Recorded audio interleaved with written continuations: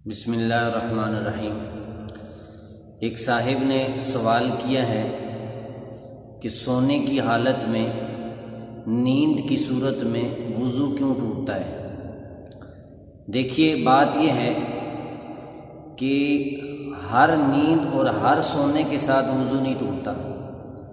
کچھ صورتوں میں سونے کے ساتھ وضو ٹوٹتے ہیں اور کچھ صورتیں ایسی ہیں کہ جن میں سونے کے ساتھ وضو نہیں ٹوٹتا۔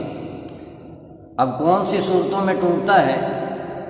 اگر انسان لیٹ کر سوئے، چاہے کروٹ کے بل ہو یا سیدھا لیٹے، اس صورت میں وضو ٹوٹ جاتا ہے۔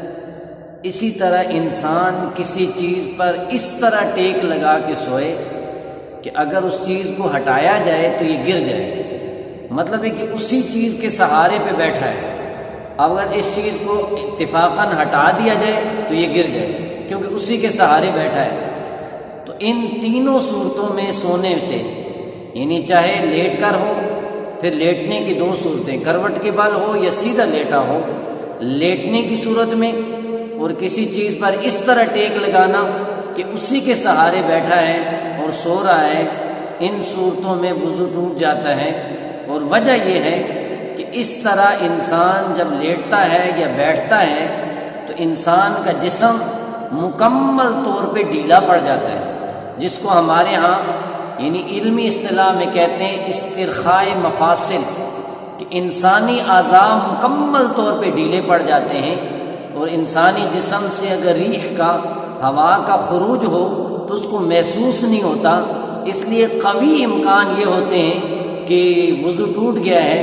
اسی کا اعتبار کرتے ہوئے ان صورتوں میں اگر کوئی سویا جائے، ان حالتوں میں اگر کوئی سوئے تو اس کا وضو ٹوٹ جائے گا۔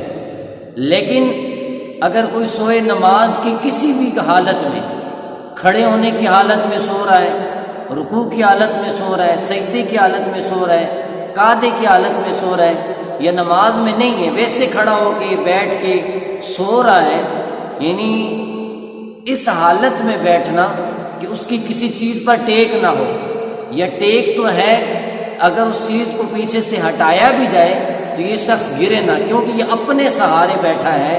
تو اس صورتوں میں، ان صورتوں میں استرخاء مفاصل نہیں ہوتا، جسم ڈھیلا نہیں پڑتا۔